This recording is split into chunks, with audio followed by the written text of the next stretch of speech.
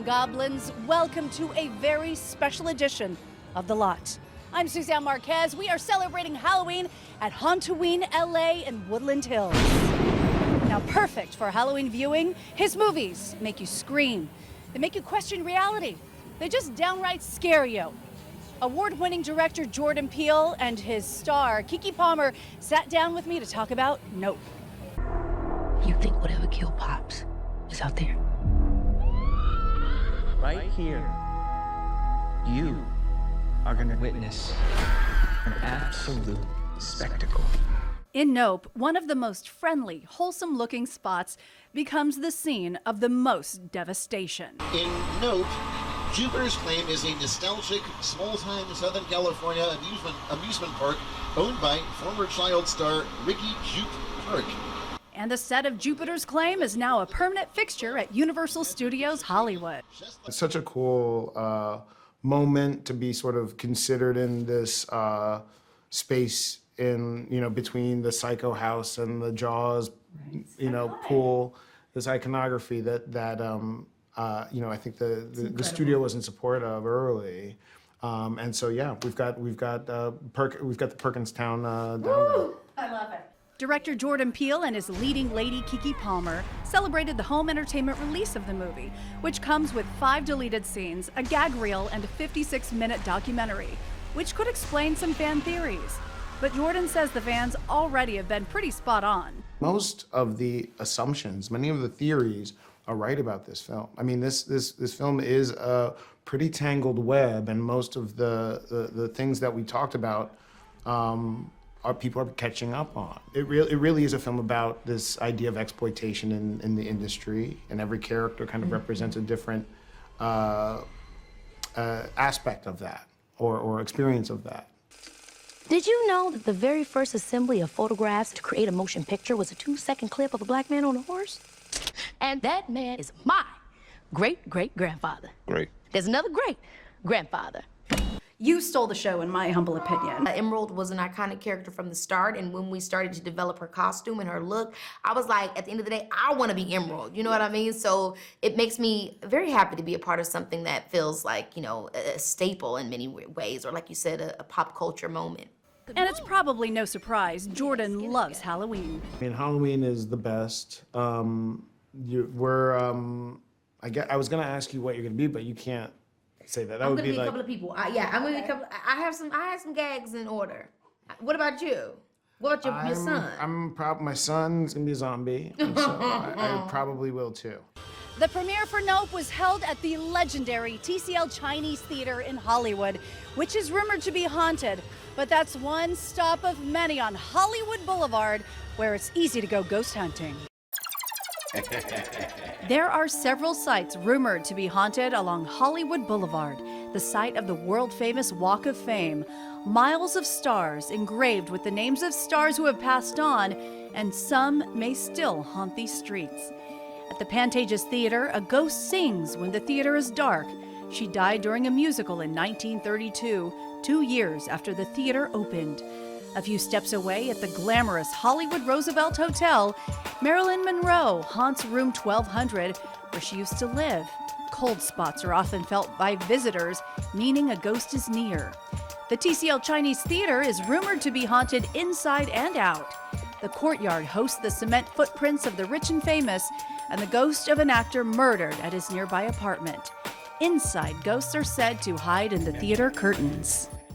Our next story isn't so much scary as it is weird. He's a master polka player. He works the accordion like a maestro, and he takes the work of others, like Dr. Frankenstein, and turns them into masterpieces. We're talking about Weird Al Yankovic and his new movie, Weird.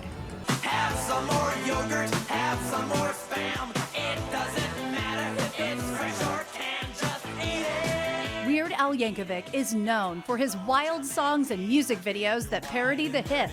I'm just too white and nerdy. I'm just too white and nerdy. And did you know he gets the blessing from all of the artists he covers? From Lady Gaga I'll poke your eye out with a dress like this. Back off and enjoy the show. to Nirvana. Now he's out with a new film, aptly titled Weird, loosely based on his life and career. It's like if a Weird Al song was a movie. Yeah, It 100%. really is. And when I say loose lead, there are more tall tales than truth in this hilarious 2-hour journey back to the 80s. I dressed up in my 80s best to interview the man, the myth, the legend. Should I refer to you as Weird Al, Mr. Yankovic, or just Al? You know, anything you like is fine. You know, like Paul Simon says, you can call me Al. Call me Al. So how fun was it writing or co-writing this movie about your life? It was such a fun journey and adventure. Oh, thank you. The writing, you know, usually writing is a chore for me. Like, it's my least favorite part of my job description. But I co-wrote this with Erica Pell, the director, and it was a blast. It was the most fun I ever had writing anything. In fact, as soon as we finished the script, I was like, let's write another movie, like right now. Yes. Daniel Radcliffe stars as Al Yankovic, with Evan Rachel Wood as Madonna. Rainn Wilson and a slew of other stars make cameos throughout. There was no one on that set who didn't love Al's work. Like, there were no, you know, from catering to grips to whoever, everyone was like into his stuff. It was comforting in a way, because you didn't have to worry about whether or not he was going to like what you were doing or how it was going, because he was always sort of there, and so it was like a little security blanket. We saw stars, we saw monsters, and frankly, some who might be a little bit of both at Halloween Horror Nights at Universal Studios. Vince Vaughn, Kyle Richards, Jabberwockies. Stars walked the black carpet for the opening of Halloween Horror Nights, including Scream Queen Jamie Lee Curtis. This has nothing to do with Jamie Curtis. Jamie Curtis does not like scary things. But Laurie Strode represents, for generations of fans, resilience, strength, kick-assness, intense bravery, intelligence. People think that of me.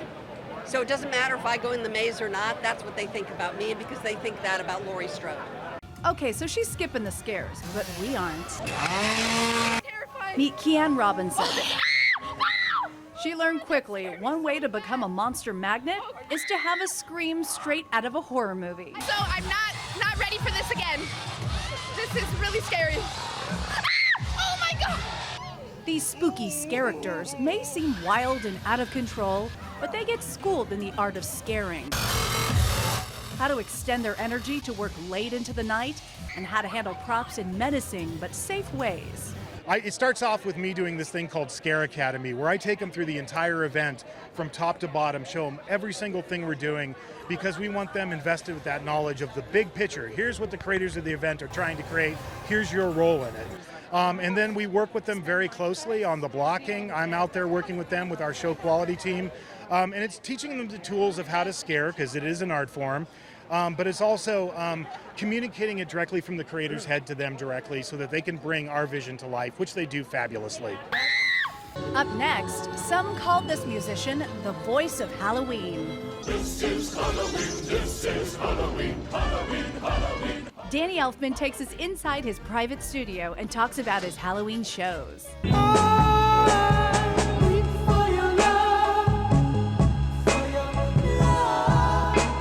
And the hot new band playing at Hollywood Forever Cemetery.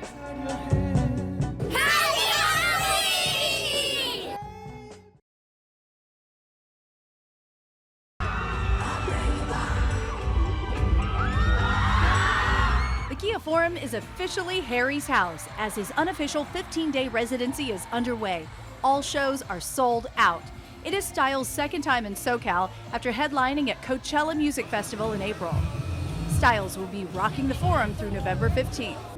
They are a hot new band selling out shows in every city where they play, and this time of year they're about to perform in a cemetery. Their name, perfect for our Halloween episode, Chula Vista's own The Sacred Souls. They have more than 1 million monthly listeners on Spotify and a nostalgic sound of mid-60s soul with early 70s R&B. That's easier said than done. Meet The Sacred Souls. Worry about the future. The SoCal natives first released their full studio album in August. Their first single has racked up more than 10 million streams in a year. We're a diverse soul band. You know, we might be a part of the Chicano scene, but we're soul, which pulls from all these different directions. Their diverse, groovy sound pulls fans from all different generations. The best shows are the ones where like the crowds are so diverse. You know, you have different types of, you have younger people getting into this style of music. Just recently, you have people like older people bringing their parents. People have been, you know, listening to soul since they were kids. And their love of soul music is what helped them find each other in the first place.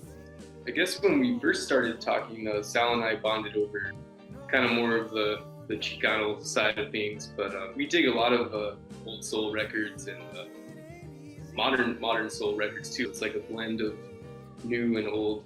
Fans have fallen in love with the blend of lead singer Josh Lane's smooth vocals, accompanied by Alex Garcia and Sal Somano's soothing instrumentals, many of their songs focusing on love. Whenever we play in San Diego, and like I said, even LA, we feel mad love. They're gearing up to play at the iconic Hollywood Forever Cemetery for their first time this weekend.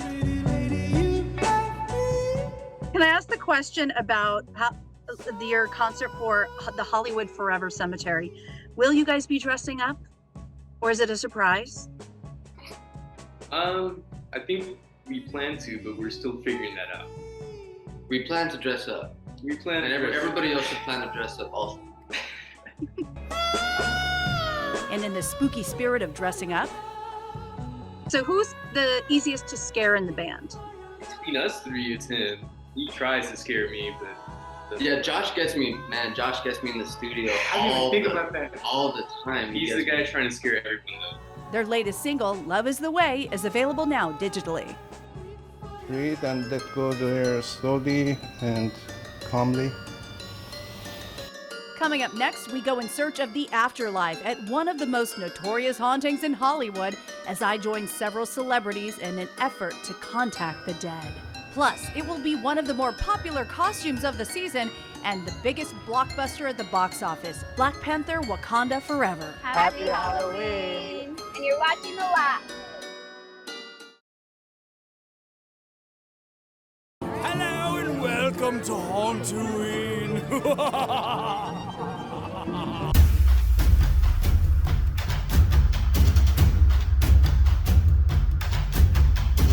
It's one of the most anticipated sequels of the year, as we are just 2 weeks away from Black Panther: Wakanda Forever. Fans of the franchise were treated to a purple carpet premiere at the El Capitan Theater. The sequel takes the story in a new direction after the passing of Chadwick Boseman, who starred in the original. Black Panther director Ryan Coogler spoke about the sequel's messaging. How do you move on when you feel like you can't? You know, how do you move on in the face of immeasurable odds? You know, how do you move on when your heart is broken? You know, and I think that this film speaks to that, and it's a joyous film. It's a celebratory film, but it also deals with some real things that we face as human beings, and I wouldn't have it any other way. Black Panther: Wakanda Forever is in theaters November 11th. Jack Skellington is an iconic figure of Halloween, a creation of Tim Burton, of course. But do you know who sings as Jack? Who made all the music? It's famous musician and composer Danny Elfman, and I went one-on-one with him inside of his studio.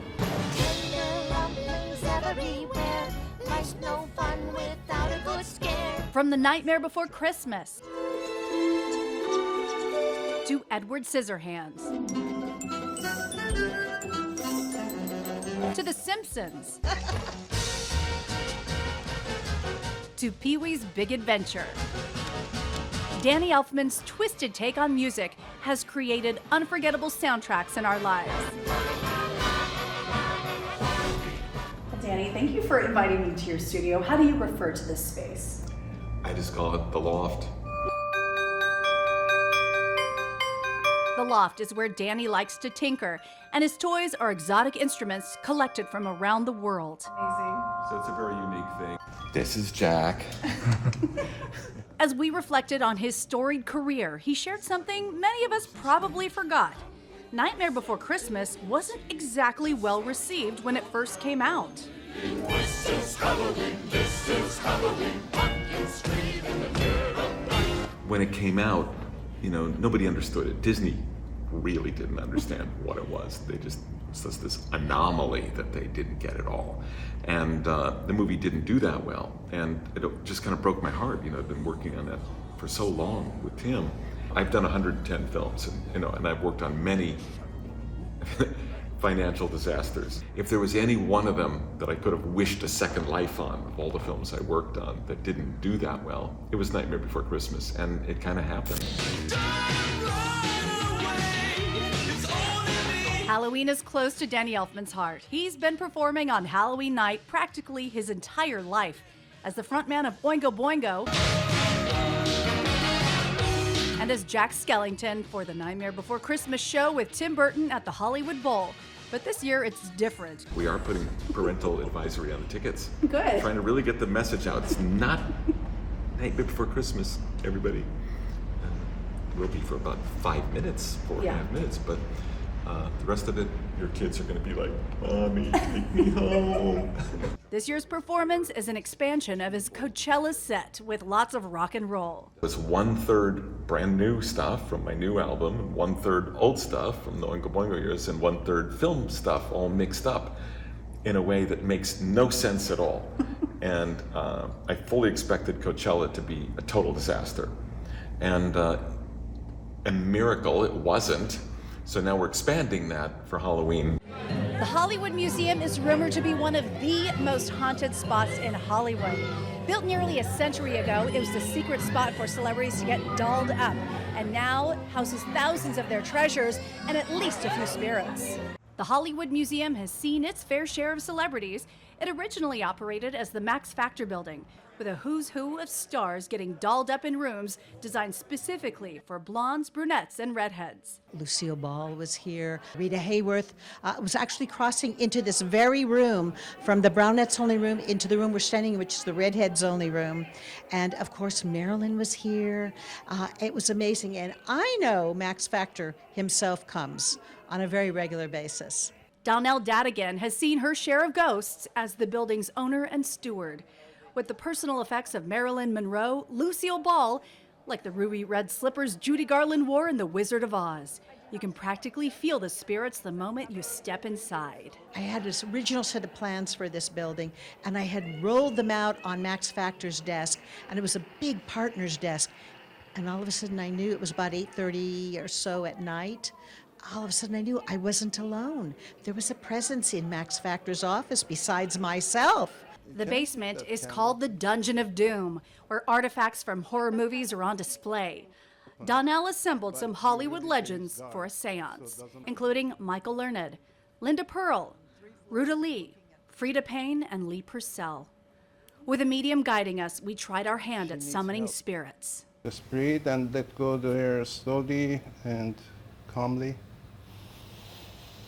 You don't really die. I think you just transform. Dee Dee Sorvino, Paul Sorvino's widow, sat next to me and we held hands. Oh, what a gentleman you are. Thank you. And her hat fell off her head at least a dozen times. Perhaps a playful sign from the other side. It was Paul's happy place. So this is where we did the celebration of life. So this is very special. So to do the seance tonight, who knows? I think Big Polly could say, well, I was making pasta for Ray Liotta, but I might come in to say hi. Or I may say, this is total crap, I am out. I went, not, with Paul, you never know. But I always feel Paul's close to me. You know, what's scarier than being chased by monsters? How about discussing politics with your family?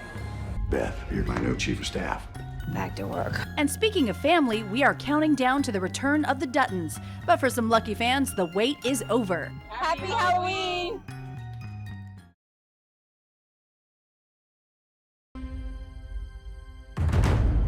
I, John Dutton, do solemnly swear to uphold the Constitution of the state of Montana against all enemies, foreign and domestic. Yellowstone returns November 13th with a 2-hour season premiere only on the Paramount Network. And for those chomping at the bit for the season 5 debut, Yellowstone is going from the small screen to the big screen at AMC theaters over Halloween weekend. Sometimes mixing politics and current events can be downright scary, but our next guest has a knack for turning the terrifying into the absolutely hilarious. It's something Jordan Klepper will do on his upcoming special on Comedy Central. You don't trust polls? If they're done by the Republicans, yeah, I trust the polls. They're telling you what you want to hear. That's correct. Then you trust the poll. It's important for polls not to reflect reality, but to reflect your reality. Exactly. Have you ever been left speechless by somebody's statement? You know, luckily, I often talk before I think, so speechless is rarely a place I find myself in, but I'm always shocked. I just heard one of the last rallies I was at, I was told that President Biden was killed at Guantanamo Bay, and the actor James Woods is portraying him currently as the president. And when you hear something like that, you're like, I wouldn't have found this on the internet, no matter how many hours I searched for it. So you are taken aback, and then you follow up to just be like, tell me more. The kidnapping threat. Yeah, but I think they hyped it up more than it was because those people are still locked up. And for what? What'd they do? They didn't do anything. They're just threatening to kidnap the government. Yeah, anybody can say anything. Unless they do anything, then... I think they staked out her house and had kind of a plan. Yeah, but they didn't do anything. Talking about the podcast, which is just around the corner, and what we can look forward to hearing on it.